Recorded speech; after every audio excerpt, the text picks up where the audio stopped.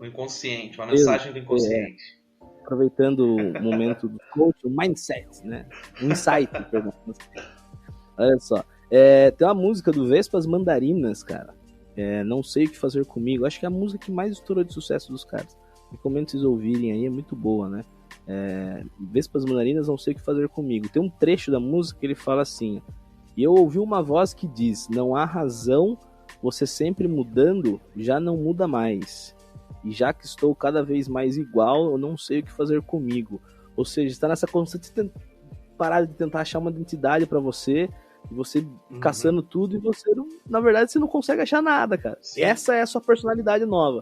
O que é essa sua personalidade? De você sempre tá mudando, e, mano... Sim, isso é o viver na pós-modernidade, né? É porque a gente tem... Se a gente pega hoje, tem uma... Tipo, quem aqui, por exemplo, nunca teve a vontade... Não é vontade, mas tava fazendo alguma coisa, tava, sei lá, tipo, ouvindo uma música... Enquanto você estava ouvindo a música, você estava pensando em todas as coisas que você deveria estar fazendo, que são, sei lá, suas obrigações. Tá ligado? Nunca. Tipo, nunca, jamais. Jamais.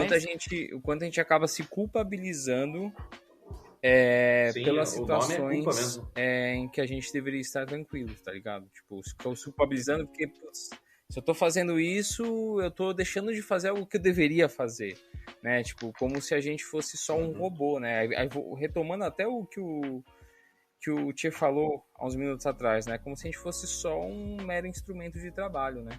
E é muito louco essa sensação do estar sendo inútil, porque você não tá fazendo um trabalho, alguma coisa, ou tá ouvindo uma música, ou tá lendo um livro, ou tá tocando um instrumento musical.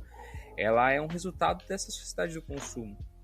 Porque se você trabalha, você consome. E se você consome a sua forma de ficar feliz... Se você está sendo feliz sem consumir algo necessariamente, você está fora dessa lógica. Então vem de um jeito que você interessante você comentar acaba isso, se sentindo deslocado, acaba se sentindo ansioso, né? Que é a grande questão. Interessante você comentar isso, Gabriel, de que a vida ela acaba tendo uma forma de operar assim dentro da pós-modernidade, né? Principalmente onde a todo momento você é obrigado a se reinventar na relação trabalho, sabe? Aquela coisa de sempre um diagnóstico da realidade e onde você é obrigado a avaliar inúmeras possibilidades para estar se reinventando de acordo com o que vai surgindo, assim, né? E acaba tendo uma relação extremamente direta, assim, onde que impacta a nossa vida, né? Como um inovador, né, Gleison? Sim, sim.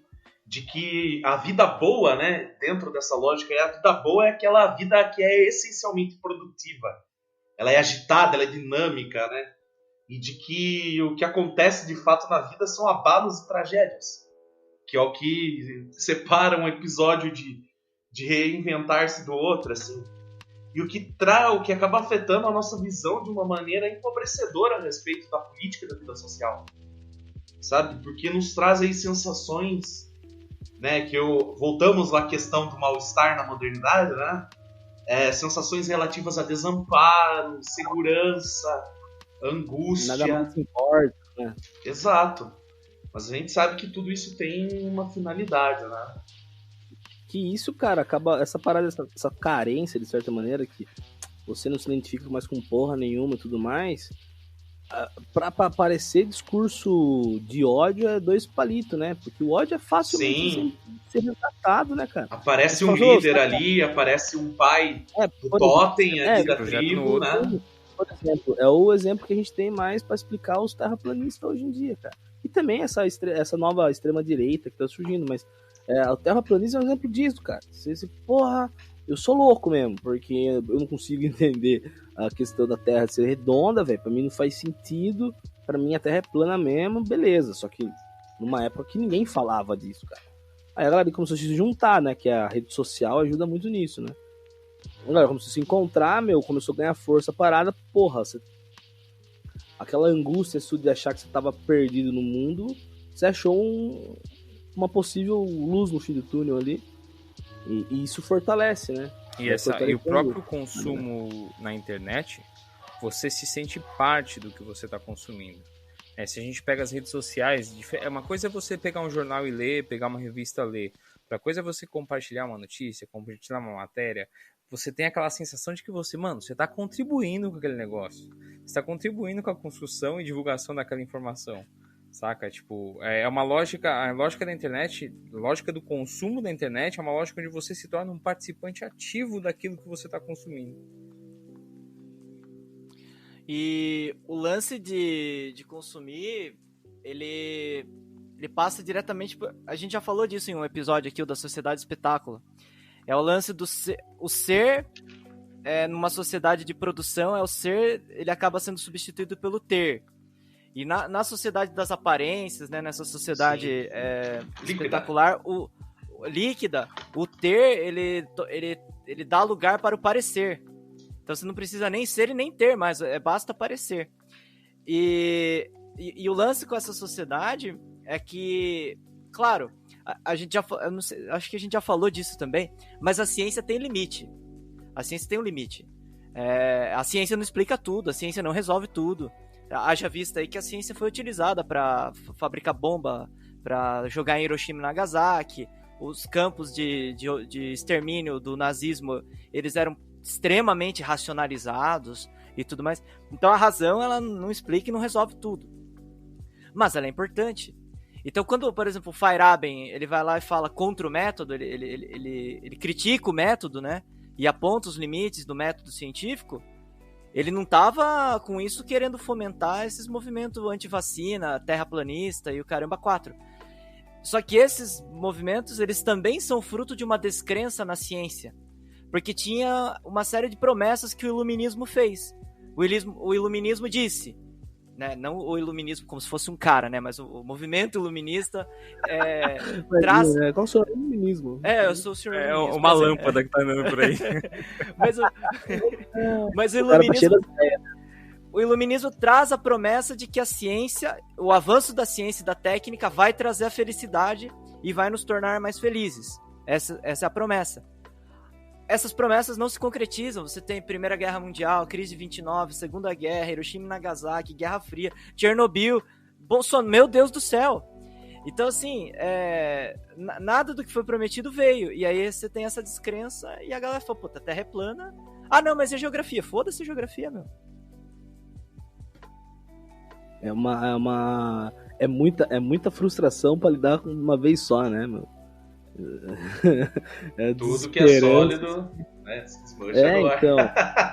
Exatamente, né? É aí que a galera não entende, né, cara? Bem-vindo ao mal-estar. Não, o quão Marx é foda, né? Porque o cara falou isso no século XIX, irmão. E ele não tá falando de... Quer dizer, obviamente que dentro dessa frase ele tá criticando o capitalismo, mas serve pra muita coisa, cara. Não é simplesmente uma ideologia, né? Sim, o Marx, ele, com essa frase, né, ali no seu livro, o manifesto do partido, o manifesto, né, o 18 por maio, eu não lembro, o manifesto do Partido Comunista, ele está descrevendo os malefícios, né, de uma forma de vida que estava ascendendo ali com a burguesia, sabe, onde o sábio, o jurista, o médico, eles acabam perdendo essa aura, né, da autoridade. O que mais a gente pode falar aí, assim, as relações, principalmente da família, acabam se estabelecendo através de relações monetarizadas, né? Essa relação do capital, ela acaba se espraiando pelo seio da família, e aí nesse processo que a gente se perde e acaba trocando a nossa dignidade pela liberdade de comércio. Então é interessante o Marx, ele fala isso porque inclusive o próprio Lacan, ele fala que ele descreve essa forma de sentimento, né, esse mal-estar. Ele seria inclusive o inventor do sintoma, né? Lacan, ele descreve o Marx como um inventor do sintoma. Não foi Hipócrates nem Freud, foi o próprio Marx que percebeu isso surgindo ali durante esse período, essa experiência de angústia onde falta a linguagem, apenas sentimos. Seriam os relacionamentos modernos afetados pela obsolescência programada? Puta que pariu, como é que é? Acredito que sim. Seriam os relacionamentos modernos afetados pela obsolescência programada? Nem Rapaz, todos. a geladeira que vocês deram pro Tio deu certo, hein? Nossa, caralho. Eu acredito que nem todos, Mas muitas pessoas acabam estabelecendo essa relação. Ô, já que você entrou nesse assunto aí só um pouquinho, que isso aí tem a ver muito com o processo de coisificação do Então, outro, né? mas eu acho transformamos o outro em apenas uma coisa. Não, sim, mas eu acho que entra muito bem depois que... Pagante pra você falar mesmo, cara. Uhum. Sobre a questão da sexualidade também. Sobre essa fluidez também da sexualidade? Não, na sexualidade eu não sinto... acho que sim. Mas a sexualidade, tipo, que nessa sociedade atual, os adultos, eles, né, eles abusam da criança nessa construção dessa sexualidade, né? E sim. é uma coisa que o Freud vai trazer muito, falando, né, que da criança, a sim. adultização sobre a infância e crianças, tal, e a sexualização dela, né? Ela deixa de sim. ser um ser sexual para ser um objeto sexual. Sim. Daí é inclusive com a pedofilia, né? Basta a gente ver o que aconteceu com a atriz que faz a Eleven no Stranger Things, que ela foi sexualizada ao extremo pelo público. Isso, aí é uma relação com a perversão mesmo, que fala, sabe? Mas o objeto sexual, no sentido que ele fala, da criança foi criado aquilo, né? O objeto é criado, então você está criando aquela ideia. Então, a sexualidade vem muito antes do comum, né? Pra molecada. Com certeza. Assim. E ela começa precoce e não termina nunca, porque você vê, principalmente mulheres já com a idade avançada, ainda sendo impelidas a recorrer a esse recurso da sexualização, né? Aí você tem exemplo de cirurgia plástica, né, tal, porque tem aquela sensação da perda, né? Se eu perder isso aqui, se eu perder a sensualidade, eu vou ser trocada por uma mais nova, ou vou perder um espaço que eu tenho, né? Eu acho que tem toda uma pressão social para que se mantenha... a ver também com o ego da pessoa, a forma como ela se relaciona com o corpo. São questões aí interessantes da gente se investigar. Mas não seria que uma coisa que parte da pessoa, né? Eu acho que é mais uma da sociedade, né? Sim, porque as o mulheres corpo ele passa a ser objeto de consumo também, né? Sim, porque as mulheres de anos atrás, eu acho que não ligavam de passar pelo processo de envelhecimento, né? Não tanto quanto agora. Porque é o eterno presente, né? Que se torna o corpo como um produto a ser consumido, né? Sim. A gente cai na questão do machismo. É como eu disse, isso nos fornece provisões narcísicas tremendas. É aquela nossa primeira estrutura de amor próprio, sabe? Então, essa sociedade, ela instrumentaliza essas características do ser humano. Por isso que é cruel. Aí a gente entra naquela questão que o próprio Bauman fala, né? O que fazer diante disso? É pensar, é recorrer aos valores do passado? Né? Retroceder? Ou aceitar, navegar e se afogar nessa liquidez dessa sociedade? Acho que o desafio é pensarmos aí, como a gente estava comentando até anteriormente a gravação, né? Pensarmos uma nova ética. Inclusive o próprio Bauman, ele diz isso, né? É um momento que se coloca em xeque a nossa espécie, mas também se apresenta como um momento onde a gente pode pensar em novas maneiras de agir, novas possibilidades a caminhar a partir daqui. E essa parada dessa sexualidade aí que se acaba criando na criança, né? Nem criança, ela tem mesmo, né? Nós temos formas de sexualidade ligadas às nossas formas de prazer. O que o Bauman vai querer trazer é naquele sentido, tipo assim, né, mano? O pai, que antes era o cara que controlava a filha, o filho, né, na questão das relações, ele passa a ser o cara da castração. Isso, ele acaba ele acaba sendo mostrado como um abusador, né, de uma construção. E o que ele faz? Para ele não ter essa carga ruim, ele cria uma relação afastada, né? Ou então, muito próxima de amigo. Mas assim... o amigão, ele deixa de ocupar aquela figura de autoridade ali que... Isso, e vai promover essa identificação, inclusive é favorável ao triângulo edipiano. Ele passa a ser o amigão do filho. E aí você para de ter você para de ter essa relação íntima, profunda, né? Que vai gerar depois isso problemas futuros. Né? Rapaz, né? Acho que dá pra gente ter uma noção, né? aí sobre o mundo que a gente vive atualmente, né? Opa.